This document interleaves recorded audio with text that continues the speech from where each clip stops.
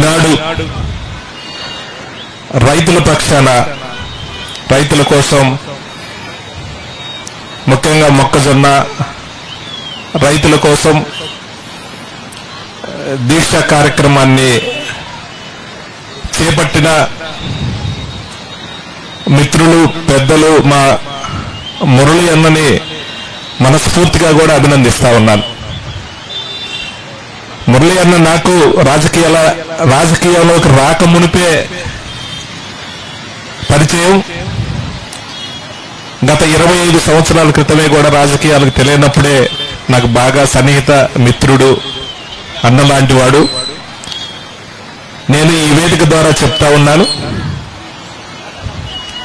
మురళి అన్నకి అన్ని విధాలా కూడా మద్దతుగా, అండదండగా ఎప్పుడు కూడా నేను ఉంటానని సందర్భాన్ని తెలియజేస్తాను. రాజకీయంగా కాదు, ఏ రకంగా అయినా సరే, ఏ సమస్య వచ్చినా కానీ ఖచ్చితంగా ఆయన పక్షాన నేను నిలబడతాను, అన్ని విధాలను కూడా తెలియజేస్తా ఉన్నాను. ఎందుకంటే గడిచిన 2 సంవత్సరాల నుంచి కూడా చూస్తూ ఉన్నాం, ఈ కూటమి ప్రభుత్వం వచ్చిన తర్వాత ఈ రాష్ట్రంలో అన్ని వర్గాలను కూడా మోసం చేసిన పరిస్థితి. అనేక సార్లు వైఎస్ఆర్ పార్టీ రైతుల పక్షాన పోరాడిన పరిస్థితి. ఎందుకంటే గతంలో మన నాయకుడు జగన్మోహన్ రెడ్డి గారు మామిడి రైతుల కోసం కానీ, పొగాకు రైతుల కోసం కానీ, మిర్చి రైతుల కోసం కానీ రైతుల పక్షాన వాళ్ళకు ఒక మనోధైర్యాన్ని ఇస్తూ ఈ ప్రభుత్వం చేసే అరాజకాలని, ఈ ప్రభుత్వం రైతులని ఏ విధంగా ఇబ్బంది పెడుతున్నారో నిలదీసే కార్యక్రమాన్ని తీసుకొని రోడ్డుపైకి వచ్చి ధర్నా చేసిన కార్యక్రమాలు కూడా మనం చూస్తా ఉన్నాం ఈ గడిచిన 2 సంవత్సరాల్లోనే. ఎందుకంటే ఈ కూటమి ప్రభుత్వంలో చంద్రబాబు నాయుడు ఎప్పుడు కూడా ఏదైనా ఒక ఇష్యూ వస్తే దాన్ని డైవర్ట్ చేసి అతను పబ్బం గడుపుకునే పరిస్థితి చేస్తా ఉన్నాడు తప్పితే, ఒక సమస్య వచ్చినప్పుడు అది న్యాయంగా పరిష్కారం చేసి రైతులకు కానీ, ఈ రాష్ట్రంలో పేదవారికి సహాయం చేయాలి, వాళ్ళని ఆదుకోవాలనే ఆలోచన చేయలేని పరిస్థితిలో ఈరోజు చంద్రబాబు నాయుడు ఉన్నాడని కూడా ఈ సందర్భం గుర్తు చేస్తా ఉన్నాను. ఎందుకంటే గతంలో జగన్మోహన్ రెడ్డి గారు 2019 నుంచి 24 5 సంవత్సరాలు ముఖ్యమంత్రిగా ఈ రాష్ట్రంలో అధికారంలో ఉన్నప్పుడు 2 సంవత్సరాలు కరోనాతో ఇబ్బంది పడ్డా, తర్వాత 3 సంవత్సరాలు ఎక్కడా కూడా ఈ రాష్ట్రంలో ఉండే పేదవారికి సంక్షేమ కార్యక్రమాలు ఇచ్చే విషయంలో ఎక్కడ రాజీ పడకుండా ఇచ్చిన ప్రతి హామీని నిలబెట్టుకున్న నాయకుడు జగన్మోహన్ రెడ్డి గారిని గుర్తు చేస్తా ఉన్నాను.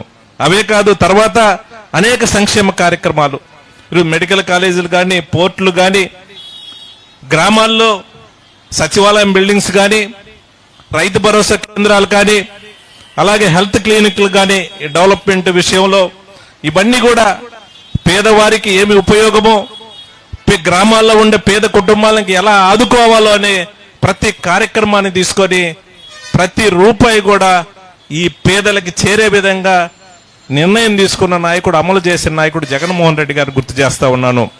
ఈ దేశంలో సంక్షేమ కార్యక్రమాల రూపంలో దరిదాపుగా 2,75,000 కోట్ల రూపాయలు డైరెక్ట్ గా కూడా పేదవారికి ఇచ్చిన మహానాయకుడు జగన్మోహన్ రెడ్డి గారిని గుర్తు చేస్తా ఉన్నాను.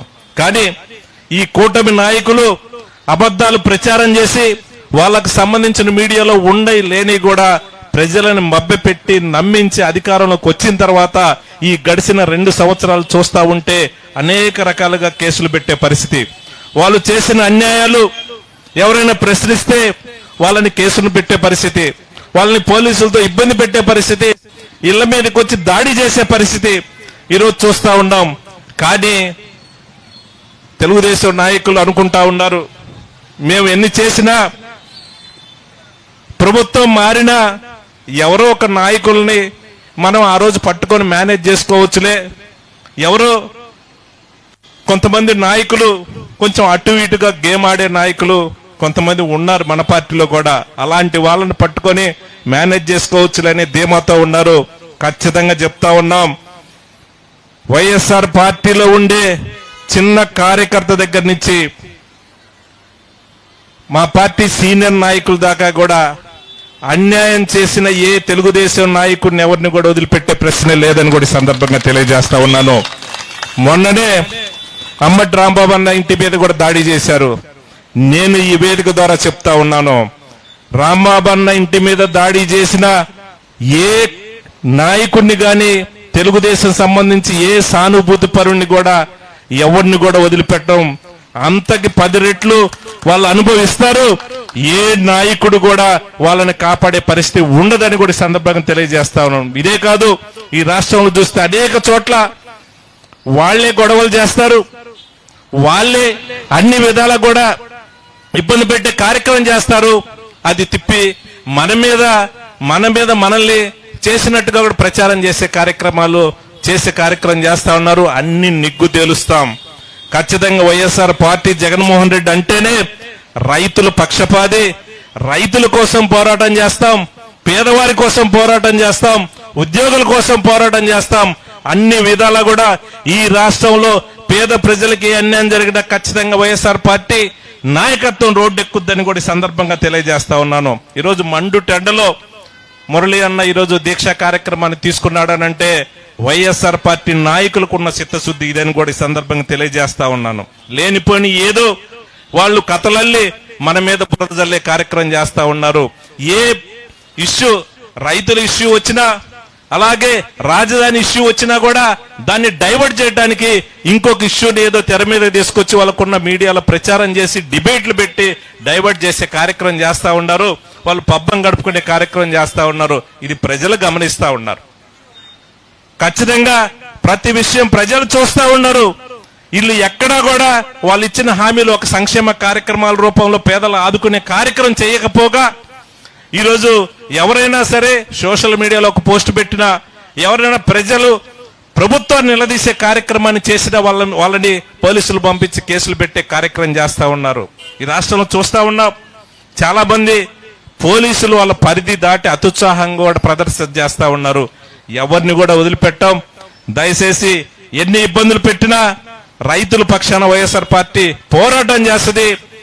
ఈ రాష్ట్రంలో వైఎస్ఆర్ పార్టీ నాయకులకి, కార్యకర్తలకి అందరికీ ఒకరికొకరు తోడుగా ఉండి ఖచ్చితంగా అన్ని జగన్మోహన్ రెడ్డి గారిని ముఖ్యమంత్రి చేసుకునే విధంగా కూడా అన్ని కార్యక్రమాలు తీసుకొని ప్రజల దగ్గరికి మళ్ళీ వెళ్ళే కార్యక్రమాన్ని తీసుకుంటామని కూడా సందర్భంగా తెలియజేసుకుంటూ ఈ రోజు ఈ యొక్క దీక్షా కార్యక్రమాన్ని తీసుకున్న మురళి అన్నకి హృదయపూర్వకంగా ధన్యవాదాలు తెలియజేస్తా ఉన్నాను.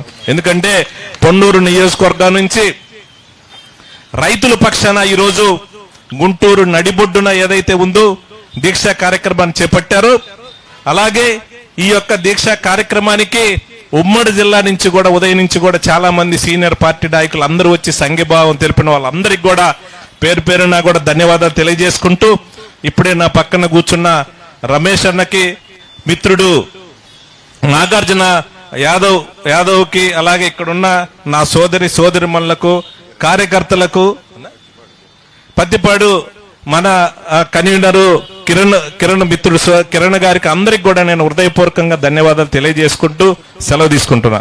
జై జగన్, జై జగన్.